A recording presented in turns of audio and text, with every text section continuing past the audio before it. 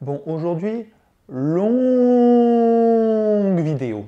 Tout du moins long tournage pour moi parce que de votre côté, j'ai décidé de couper cette vidéo en 3 parties. 3 parties sur 3 films différents, mais qui sont tous une facette d'un même genre. Des vidéos suffisamment indépendantes pour être regardées chacune de leur côté, mais entre lesquelles nous allons faire quelques petites connexions malgré tout. Donc sur ce, ne perdons pas plus de temps parce que je sens que ce tournage va être interminable. Générique.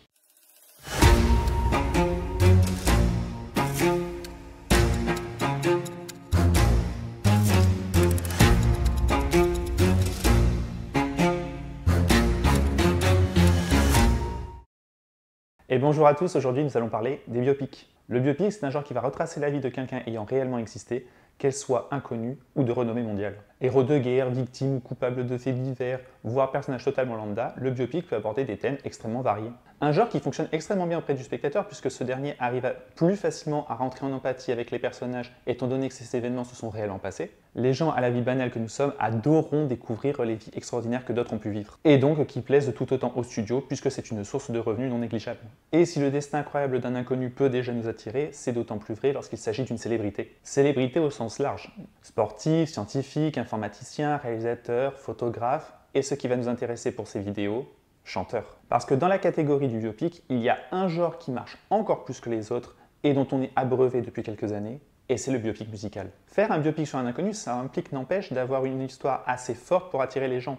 Là où pour une célébrité, il va y avoir déjà une fanbase qui sera prêt à aller voir le film. Mais s'il y a bien un sujet qui est assez universel, c'est la musique. En effet, faire un biopic sur un chanteur, cela permet non seulement d'attirer les fans qui ont déjà adhéré au projet avant même qu'il n'existe, mais en plus d'attirer des personnes qui vont simplement se contenter d'écouter de temps en temps une ou deux chansons de l'artiste en question. En associant un nom et des chansons à un projet, vous élargissez votre public. Ça accumulé au fait que la majorité des biopics musicaux sont en réalité des plutôt moyens budgets, eh bien le profit est maximisé. Et comme je le disais, depuis quelques années, on croule littéralement sous les biopics musicaux. Amy Winehouse, Elvis Presley, Whitney Houston, Aretha Franklin, Freddie Mercury, Elton John, Bob Marley, j'en passe et des meilleurs. Et la France n'est pas en reste avec Edith Piaf, Serge Gainsbourg ou plus récemment Aznavour.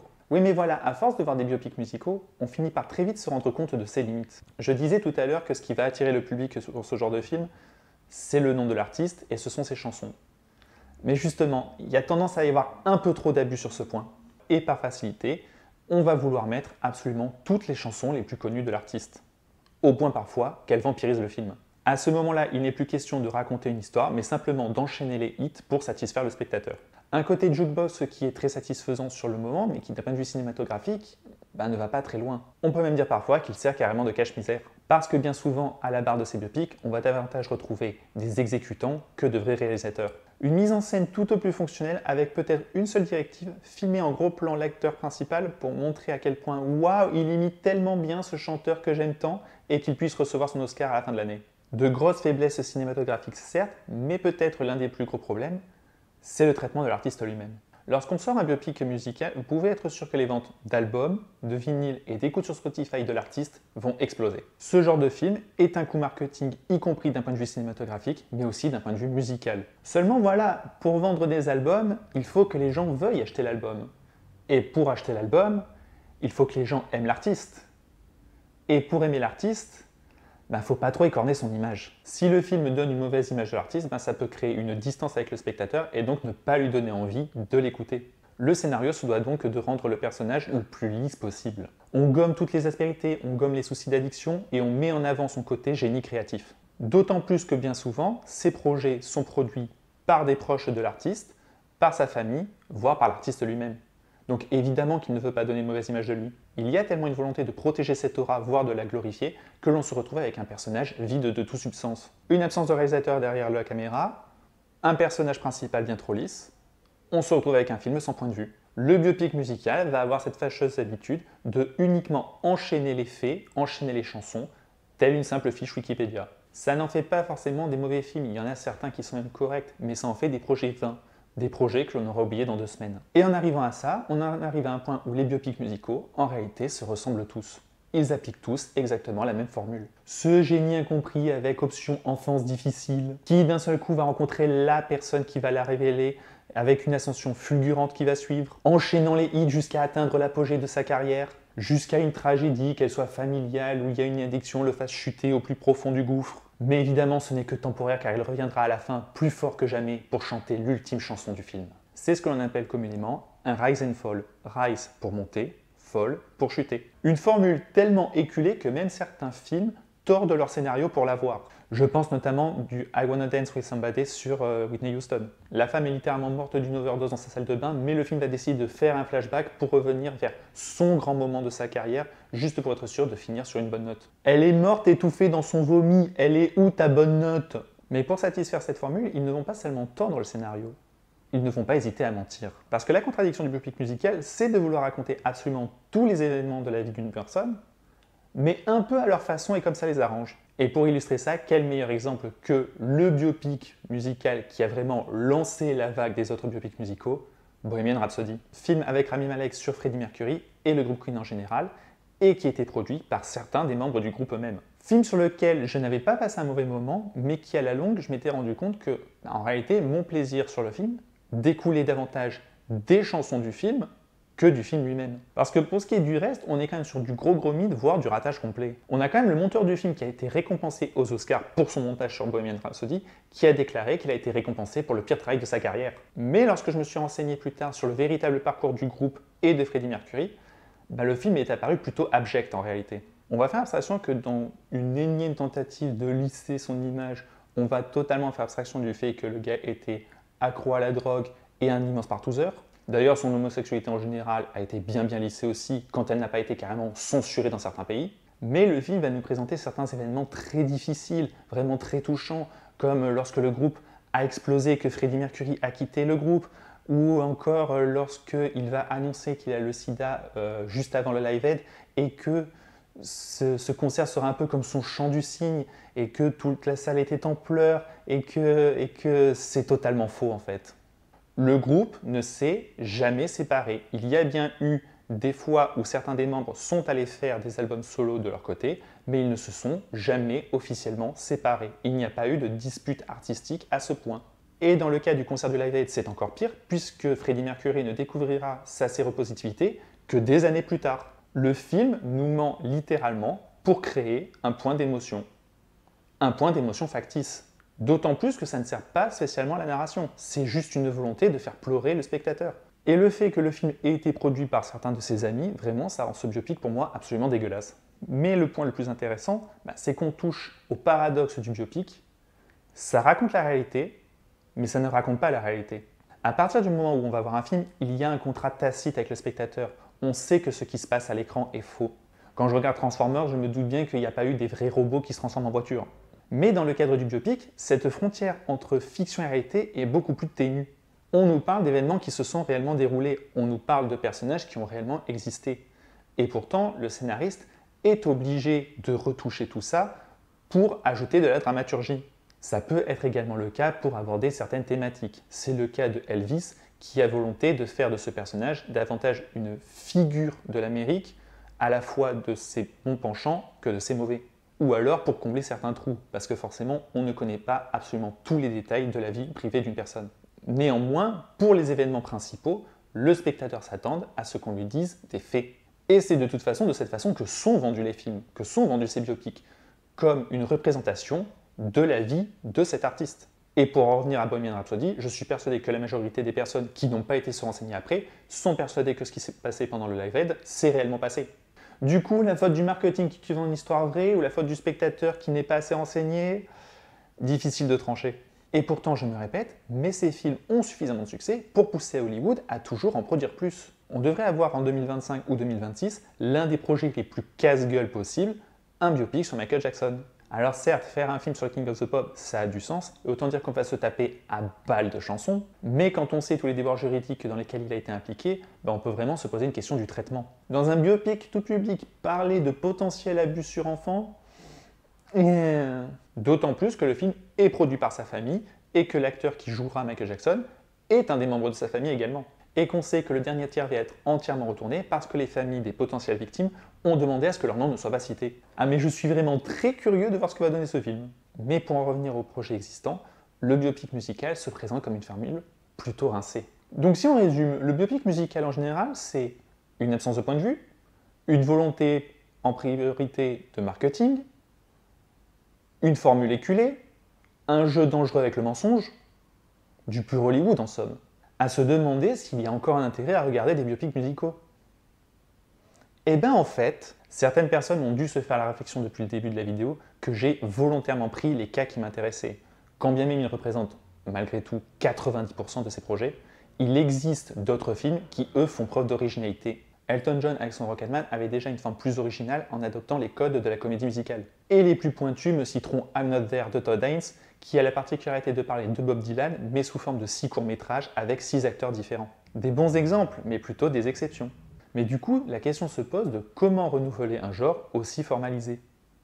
Eh bien la réponse se trouve en janvier 2025. En 3 ou 4 semaines d'intervalle, on a eu 3 projets, 3 biopics musicaux qui ont adopté des formes et ou des fonds complètement différents. 3 films pour 3 propositions, 3 visions artistiques du biopic musical.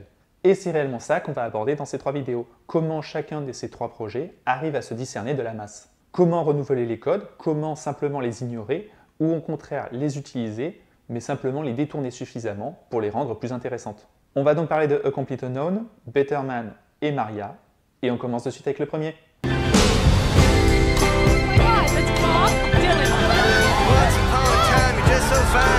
They just want me singing Blowing in the Wind for the rest of my goddamn life. Well, this is gonna piss some people off. You came here with nothing but a guitar. You never talk about your family, your past. People make up their past, Sylvie. They remember what they want. They forget the rest. I want to know which side he's on. I'm not sure they want to hear what I want to play, Johnny. I want to hear it. A Complete Unknown avec Timothée Chalamet et les Fanning va retracer les 5 premières années de la carrière de Bob Dylan, de sa période folk jusqu'à ses débuts plus rock. La raison pour laquelle j'ai voulu commencer par ce film parmi les 3, c'est parce qu'il est sans doute sur le papier le plus classique. D'un point de vue technique, on est déjà sur quelque chose de très propre, qui est même au-dessus de la mêlée par rapport aux autres biopics musicaux. Une très belle photo, des très belles lumières, des très beaux cadres. De ce point de vue-là, c'est très réussi. Mais en même temps, il ne va rien avoir de très tape à l'œil, pas de grands mouvements de caméra.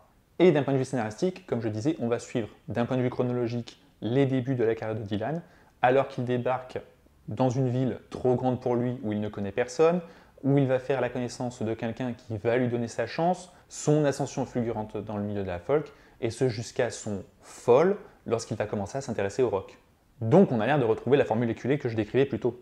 Un classicisme que l'on doit à son réalisateur James Mangold, à qui l'on doit entre autres Logan ou Le Mans 66. Mangold qui est un excellent exécutant. Je sais que ce dénominatif a tendance à être plutôt péjoratif de nos jours avec des baltringues comme Jon Favreau ou Colin Trevorrow, mais déjà être à minima capable de bien faire techniquement un film, c'est pas donné à tout le monde.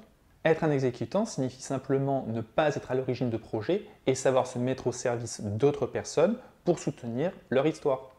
Et sur ce point-là, James Gold est vraiment très bon. Ça ne veut pas dire qu'il n'a pas non plus de point de vue ou de thématique récurrente, ça veut simplement dire que ce ne sont pas ses projets à lui. Ça veut simplement dire qu'il arrive à instiller un peu de lui dans des projets qui ne sont pas les siens. Et donc pour revenir à la forme, on est certes sur quelque chose de classique, mais sur quelque chose de très bien exécuté. Et il en va de même pour le fond. Parce que si on a l'impression de reprendre la structure globale d'un biopic musical lambda, eh bien il y a malgré tout quelques petites différences qui vont lui donner plus de profondeur. Déjà, le film va se concentrer sur 5 ans de la vie de Bob Dylan, et non pas sur toute sa vie. Ça fait que Mangold a plus de temps pour développer les événements et la psychologie de ses personnages sur cette période. Bob Dylan a une carrière absolument immense, il est encore en train de tourner, donc faire un film qui retracerait toute sa vie serait littéralement impossible. Ou tout du moins en ayant quelque chose à raconter. En se concentrant uniquement sur ses débuts, il va nous raconter les événements majeurs qui auront mené à la carrière exceptionnelle qu'il a eue jusqu'à présent. Mais ce que j'aime dans le Complete Unknown, c'est comment Mangold ne va pas seulement traiter Bob Dylan en tant que personnage, en tant qu'homme, mais en tant que figure dans ce qu'il a représenté dans la musique. Une figure christique. Au tout début du film, on retrouve Bob Dylan dans une voiture en train de traverser un pont enjambant un fleuve afin de se rendre à New York. Il est littéralement en train de marcher sur l'eau. Une ville et un monde en général dans lequel la folk n'a pas si bonne presse. Et après avoir rencontré le personnage d'Edward Norton, qui est un musicien de folk qui organise des festivals tous les ans, eh bien, il va se mettre à aller dans différents bars pour chanter ses chansons. Chansons qui vont se répandre. Il répand la parole du folk. À tel point qu'il deviendra l'image de la folk et qu'il aura ses adorateurs. Un plan que j'aime beaucoup d'ailleurs dans le film pour montrer subtilement qu'il y a de plus en plus d'adeptes à la folk, c'est que donc, le film se déroule sur 5 ans, et chaque année, on va avoir le fameux festival organisé par le personnage d'Edward Norton. Et à chaque fois, on va avoir un même plan, une vue du public, vue de la scène. Et on va constater que, année après année, la foule ne fait que grandir. Ce n'est jamais trop mis en évidence, mais on voit bien qu'au tout début, ils sont quelques dizaines, pour arriver à plusieurs centaines, voire plusieurs milliers, 5 ans après. C'est d'autant plus intéressant quand dans le dernier tiers du film, quand Bob Dylan commence à s'intéresser davantage au rock, il va être davantage assimilé à Judas, en étant traité de traître. Et même après s'être fait insulter de traître, on va voir lors de l'ultime concert comment, au fil des chansons, et notamment celle du titre du film A Complete Unknown, il va de nouveau convertir ses adeptes à sa nouvelle religion, le rock. Dylan est un dieu de la musique qui avait toujours 3 coups d'avance. Donc toute une symbolique religieuse, mais sans pour autant sacraliser le personnage. Ce qui est intéressant, c'est que dans les biopics où on a des personnages qui ont de vrais problèmes, comme des addictions, on va toujours chercher à les cacher. Dans A Complete Unknown, on voit bien que Bob Dylan n'a pas vraiment d'addiction, ou en tout cas, s'il en a dans la réalité, ce n'est absolument pas montré dans le film. Et pourtant, ça n'empêche pas de montrer tous ses défauts. La persona Bob Dylan est sacralisée, ce qu'il a représenté pour la musique l'est, l'humain ne l'est jamais. Bob Dylan, c'est un personnage qui est touchant par certains aspects, et en même temps assez antipathique par d'autres. Il n'y a qu'à le voir dans leur relation avec les femmes. Avec le personnage joué par Elle Fanning, désolé, je ne me souviens plus de son prénom, il va la tromper dès lors qu'il en a l'occasion. Et pour sa relation avec John Baez, il va avoir une relation assez « je t'aime moi non plus ». On couche ensemble, je tiens à toi, mais je veux pas de toi. On ne sait pas exactement ce qu'il veut. Ça et le fait que c'est un personnage plein de contradictions. C'est quelqu'un qui veut qu'on l'apprécie pour ses chansons, pour son art, mais qui ne veut pas être reconnu dans la rue, qui ne veut pas avoir affaire à ses fans. Il veut marquer la postérité, mais jamais revenir sur ses précédentes chansons. Il veut toujours avancer. S'il doit chanter les mêmes chansons, il devra le faire d'une autre façon. Et pour en revenir dans sa relation avec les femmes, c'est quelqu'un qui aime, mais qui aime uniquement quand lui il en a envie. Encore une fois, certains aspects qui font passer Dylan pour un sacré connard. Et il fallait bien le talent de Timothée Chalamet pour donner toute la complexité et toutes les aspérités à ce personnage. Il est vraiment excellent dans ce film. Mais du coup, depuis tout à l'heure, je vous parle de Dylan en tant que persona, je vous parle de Dylan en tant qu'être humain à un instant T. Qu'en est-il du reste de sa vie? Un des reproches qui a été fait sur A Complete Unknown est qu'en réalité, on n'apprend pas grand-chose sur la vie de Bob Dylan. Et c'est à raison. Le film commence par l'arrivée de Bob Dylan à New York. On ne sait pas d'où il vient, on ne sait pas qui il est, on ne sait pas quelle a été son enfance. Et on ne l'apprendra pas plus au cours du film. Même son vrai nom ne sera prononcé qu'une 2 fois, et encore, ce sera même un jeu avec le spectateur. Il y a un moment où le personnage d'Elle Fanning demandera à Bob Dylan « Mais quelle est ton enfance ?» et lui dira tout simplement « Ça n'a aucune importance. » Parce que ça n'en a aucune pour le film. Le film est l'histoire de Bob Dylan, de l'artiste Bob Dylan, pas qui est la personne derrière. D'ailleurs, c'est pas moi qui l'ai trouvé, mais je trouve ça malgré tout intéressant. Il y a une scène durant laquelle la sœur d'Elle Fanning va regarder un album photo de Bob Dylan, de son passé. Elle Fanning va l'interrompre, lui demander de partir, elle va refermer l'album sur lequel est écrit le vrai nom de Bob Dylan, et ce qu'elle va faire, c'est qu'elle va prendre le carnet dans lequel ce dernier écrit ses chansons, et le poser dessus, cachant le prénom. La volonté de Mangold est très claire avec ce plan, on se fiche de qui était Bob Dylan, ce qui nous intéresse, c'est ce qu'est Bob Dylan. Du coup, on a ce paradoxe de se retrouver avec un biopic qui se veut classique, et qui pourtant ne va jamais nous donner les révélations que le spectateur lambda s'attend, à savoir « je veux connaître la vie de Bob Dylan ». Eh bien, vous aurez du Bob Dylan, mais pas du Bob Dylan. Avant de regarder A Complete Unknown, je ne connaissais rien de la vie de Bob Dylan. Et soyons très honnêtes, je n'ai pas l'impression de connaître beaucoup plus de lui, de sa vie. Malgré tout, de son personnage, j'ai l'impression d'en connaître beaucoup plus. Je ne sais pas s'il a eu une belle enfance, si au contraire il en a eu une traumatisante, vivant dans la richesse ou dans la pauvreté, mais le simple fait de ne pas vouloir en parler, ça en dit beaucoup sur lui. Ce qui intéresse Dylan lui-même n'est pas ce qu'il était. Il n'est pas défini par son passé, il est uniquement défini par son art. Il aura littéralement donné sa vie pour l'art, puisqu'il renonce à son ancien lui pour être Bob Dylan. Après, si je veux être 100% honnête, A Complete Unknown, je considère que c'est un film intéressant à analyser. D'un point de vue personnel, autant dire qu'il m'est passé assez au-dessus. Mangold, ou tout du moins le film, a un vrai point de vue sur Bob Dylan. Il a des choses à dire sur lui. Le souci, c'est que ce qu'il a à dire est très spécifique à Bob Dylan. Au final, parler de Dylan dans ce qu'il a représenté dans l'histoire de la musique, c'est important. Mais c'est clairement pas un sujet ou des thématiques qui vont toucher tout le monde. Et moi le premier. J'aime la musique, j'en écoute tous les jours, mais je ne suis pas assez passionné pour m'intéresser à son histoire. Et qui plus est une histoire, avec un grand H, aussi spécifique. Donc en fait, Pas étonnant que Campitono ait pu frustrer pas mal de personnes. D'un côté, les habitués du biopic musical lambda n'ont absolument aucune information sur qui était Bob Dylan, et de l'autre, les personnes un peu plus intéressées par un point de vue et une thématique, s'ils ne s'intéressent pas à Bob Dylan, ils vont passer à côté. Néanmoins, tous ces points font que je mettrais personnellement A Complete Unknown dans la catégorie des bons, voire très bons biopics. Est-ce que j'ai appris combien il a de frères et sœurs, en quelle année il s'est marié et en quelle année est mort son père? Non. Mais par le prisme de Mangold, j'ai eu l'impression de capter qui était Bob Dylan, ou du moins ce que lui voit de Bob Dylan, tout du moins sur la période sur laquelle se passe le film.